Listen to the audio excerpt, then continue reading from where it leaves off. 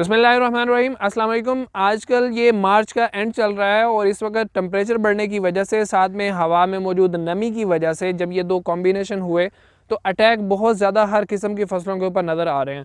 ख़ास तौर पे वो फसलें जिनको टनल के अंदर लगाया गया था, वॉकिंग टनल थी या लो टनल थी, जिनके शॉप पर उतारे जा रहे हैं या पहले उतारे जा चुके हैं, उनके ऊपर अटैक्स बहुत ज़्यादा आ रहे हैं। जबकि जो नई लगने वाली फसलें हैं, छोटी हैं या ताज़ा अभी उन्होंने फ्रूटिंग लेना शुरू की है, उनके ऊपर ये अटैक्स काफ़ी कम आ रहे हैं। तो आज की इस वीडियो के अंदर मैं आप लोगों के साथ ये बात शेयर करूंगा कि अटैक आते क्यों हैं, इनकी निशानियां क्या है, मतलब मौसम कैसा हो कि हमें पता लगे कि इसके बाद अब मेरी फसल के ऊपर अटैक आना शुरू हो जाएगा और हम उसके लिए पहले से ही एहतियातें कर लें। इनके इलाज क्या हैं, कौन कौन सी स्प्रेज ऐसी हैं जिनको करने से आप अपनी फसल को इस किस्म की बीमारियों से महफूज रख सकते हैं। अस्सलाम वालेकुम दोस्तों, इट्स मी मज़हर अली। आप मेरे साथ हैं यार फार्म चैनल पे, मेरे साथ रहिएगा। एक बात आप हमेशा याद रखिए कि फंगस के जो जरासीम होते हैं वो हर वक्त मौजूद होते हैं। उनको ग्रो करने के लिए, उनको अपनी बीमारी फैलाने के लिए सिर्फ़ और सिर्फ टेम्परेचर और नमी की ज़रूरत होती है। आप ऐसा समझ लें कि ये एक ट्रायंगल है, एक त्रिकोण है कि एक हिस्सा टेम्परेचर का है और एक हिस्सा आपकी नमी का है।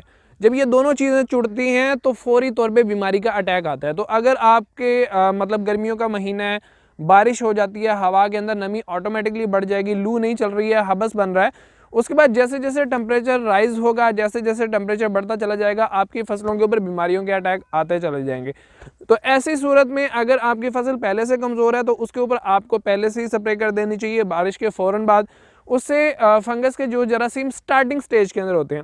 मैं इसकी एक मिसाल देता हूँ। आपको नज़ला हुआ, नज़ला होने के फौरी बाद आपका गला ख़राब हुआ, तो लाजमी बात है गला ख़राब होने के बाद आपको बुखार होगा, आपका गला दर्द करेगा, नज़ला होगा तो बुखार होगा। लेकिन अगर आप अपने नज़ले को शुरू की स्टेज के अंदर ही कवर कर लेते हैं या गला दर्द होना शुरू हुआ, आपने फौरी तौर पे दवाई ले ली, तो आपको बुखार नहीं चढ़ेगा। ऐसे ही हमारी फसलों के साथ होता है कि अगर उनके ऊपर बीमारी का अटैक हुआ है, पत्तों ने हल्का हल्का सा स्ट्रेस शो करना शुरू किया, उनके ऊपर छोटे छोटे से काले काले धब्बे नज़र आना शुरू हो गए हैं, साइडें आपको हल्की हल्की काली सी नज़र आ रही हैं, तो आपको चाहिए कि फौरी तौर पे उसके ऊपर फंजीसाइड का स्प्रे कर दें। या आप अगर ऑर्गेनिक तरीके से उसको कंट्रोल कर रहे हैं तो उसका स्प्रे कर दें। तो उसकी वजह से आपकी बीमारी स्टार्टिंग स्टेज के अंदर ही रुक जाएगी और आपके पौधे को किसी किस्म का भी प्रॉब्लम नहीं होगा।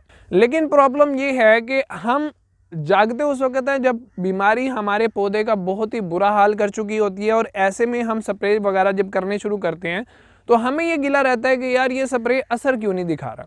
भाई वो असर इसलिए नहीं दिखा रहा क्योंकि बीमारी उस स्टेज के ऊपर पहुंच चुकी है कि एक दिन में वो ख़त्म नहीं हो सकती, उसको वापस आने के अंदर काफ़ी टाइम लगेगा और आपको ये टाइम उसको देना पड़ेगा। तो आज की इस वीडियो के अंदर हम जो बात कर रहे हैं सिर्फ़ और सिर्फ पत्तों के ज़रिए से आने वाली बीमारियों के बारे में बात कर रहे हैं।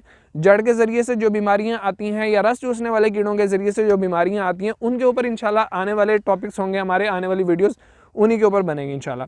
तो अब अगर आजकल के मौसम के हवाले से बात करें तो डाउनी का अटैक बहुत ज़्यादा है, आपको नज़र आ रहा होगा। अगर आपने तरबूज लगाया हुआ है, खरबूजा लगाया हुआ है, टिंडी जो नई लगी हुई है उस पर तो अटैक नहीं है, लेकिन जो लो टनल के अंदर थी उसके ऊपर अटैक हैं।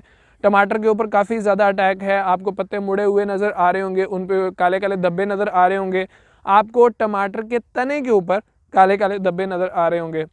जिन लोगों ने करेला लो टनल के अंदर लगाया था और अब उनकी बेलें 3-3, 4-4 फुट की हो चुकी हैं, उनको पुराने पत्तों के ऊपर धब्बे नज़र आ रहे होंगे। या खीरे के ऊपर इसका बहुत ज़्यादा अटैक आया, बल्कि इतना शदीद किस्म का अटैक था कि हमारे अपने खीरे के ऊपर सिर्फ 2 दिन के अंदर अंदर पौधे का तकरीबन आधा हिस्सा डाउनी की वजह से बिल्कुल ख़त्म हो चुका था। मुझे निचला सारा हिस्सा साफ़ करवाना पड़ा। टमाटर की आप प्रूनिंग देख रहे हैं, इतनी प्रूनिंग हम करते नहीं हैं क्योंकि टमाटर अभी सही तरह से ग्रो नहीं किया था, उसमें इतनी प्रूनिंग हम लोग करते नहीं है। लेकिन अटैक इतना शदीद था कि उसने सिर्फ 2 दिन के अंदर अंदर सारे निचले पत्ते गला के रख दिए और बारिशें इतनी ज़्यादा थी कि हमें स्प्रे करने का भी टाइम नहीं मिल रहा था।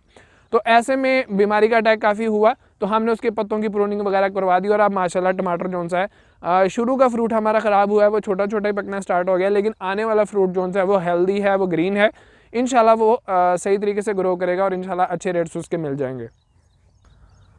अब यहाँ पे हम थोड़ी सी बात कर लेते हैं कि इसके इलाज के बारे में। तो देखें, इस वक्त मार्केट के अंदर बहुत सारी फंजीसाइड आपको मिल जाएंगी, लेकिन आपको हमेशा अच्छी कंपनी की फंजीसाइड यूज़ करनी पड़ेंगी क्योंकि देखा ये जाता है कि मुख्तलिफ़ कंपनीज़ एक ही केमिकल को मुख्तलिफ़ नामों से सेल कर रही होती हैं, लेकिन वो सेम केमिकल मुख्तलिफ़ कंपनीज़ का अलग अलग असर रखता है, क्योंकि हर कंपनी अच्छी क्वालिटी का केमिकल यूज़ नहीं कर रही होती।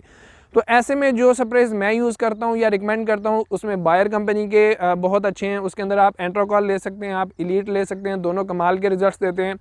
अगर आप सजेंटा की तरफ चले जाते हैं तो उसमें रिवर्स बहुत अच्छा है, और उसके अंदर एमिस्टार टॉप उनका एक नया आया प्रोडक्ट और बहुत अच्छा परफॉर्म कर रहा है। अरिस्टा लाइफ साइंस की तरफ अगर आप चले जाते हैं तो उसके अंदर अवीटो कमाल के रिजल्ट्स हैं। मेरे टमाटर को कवर अप करने के अंदर उसने बहुत ही अच्छा अपना असर दिखाया। उसके अलावा सक्सेस बहुत अच्छा है, सक्सेस एफएमसी का भी आ रहा है, उसके भी रिजल्ट्स बहुत अच्छे हैं। तो ये वो चंद प्रोडक्ट्स हैं जिनको अगर आप यूज़ करें तो आप बहुत अच्छे से अपनी बीमारियों को कंट्रोल कर सकते हैं। इसके अंदर एक और चीज़ जिसके ऊपर मैं इस वक्त रिसर्च भी कर रहा हूँ कि देखें, फंजीसाइड हम लोग कहते हैं कि जी फंगस आ गई, कोई भी फंजीसाइड हम रिकमेंड कर देते हैं कि उसका स्प्रे कर दें, उससे वो कंट्रोल हो जाएगी। हालांकि ऐसी बात नहीं है, मुख्तलिफ़ किस्म की फंगस के लिए मुख्तलिफ़ किस्म के फंजीसाइड होते हैं, और बेहतर तरीका ये होता है कि जब भी आप स्प्रे कर रहे हैं तो आप एक स्प्रे को मेन बनाएं। ठीक है, मिसाल के तौर पे मैं 2 स्प्रेज कर रहा हूँ, मैंने अवीटो ले लिया अरिस्टा लाइफ का, और मैंने एंट्रोकॉल ले लिया उसका बायर का।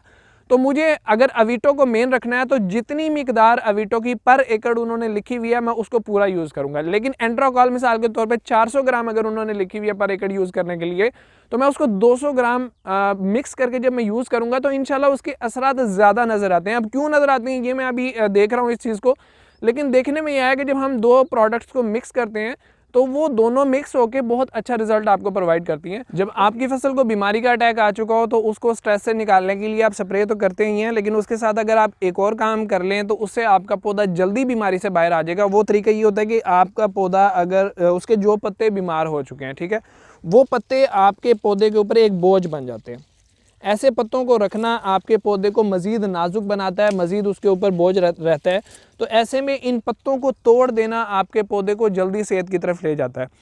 तो एक्चुअली वैसे भी जो आपके पौधे को खुराक मिल रही है वो निचले पत्तों की बजाय इन पत्तों के ज़रिए से मिल रही है। इसलिए हम बीमारी के अटैक में देखते भी हैं कि कहीं नया पत्ता तो मुतासिर नहीं हो रहा है। अगर नया पत्ता मुतासिर हो रहा है तो वो ज़्यादा टेंशन वाली बात होती है। पुराना पत्ता आमतौर पर अपनी एज पूरी कर लेने के बाद वैसे ही बीमार सा नज़र आना शुरू हो जाता है। और फोटोसिंथेसिस, सूरज की रोशनी के ज़रिए से खुराक बनाने का अमल इस पत्ते के अंदर बिल्कुल ख़त्म हो चुका है। अब इसका हर लीफ कर्ल बीमारी नहीं होती। आप ऐसा ना करना कि जहाँ पत्ता मुड़ा हुआ नज़र आया आप उसको तोड़ दें। मैं निचले पत्तों की बात कर रहा हूँ, ये ठीक नहीं हो सकता। तो अब इसको, और है भी नीचे आपके पौधे के ऊपर जो बोझ है, ये पौधे का ऐसा उज्व है जिससे पौधा किसी किस्म के कोई भी खुराक ले नहीं पा रहा, बल्कि उसको अपनी तरफ से फीड कर रहा है, अपनी तरफ से खिला रहा है। तो इस पत्ते को साफ़ कर देना बहुत ही अच्छी बात है। आप ये देख रहे होंगे मैंने बिल्कुल इसकी सफाई करवा दी। बीमारी की वजह से ये जो गुच्छे थे ये छोटे छोटे ही पकना शुरू हो गए हैं। लेकिन ऊपर वाले जो उनसे हैं माशाल्लाह हेल्दी हैं, ग्रीन कलर के हैं, और ये अपनी उम्र पूरी करेंगे, अपना साइज़ पूरा करेंगे। आने वाला नया पत्ता भी बहुत अच्छा है। आज से 15 दिन पहले अगर आप इन पौधों को देखते तो आप हैरान रह जाते कि कितना शदीद किस्म का इसके ऊपर बीमारी का अटैक था।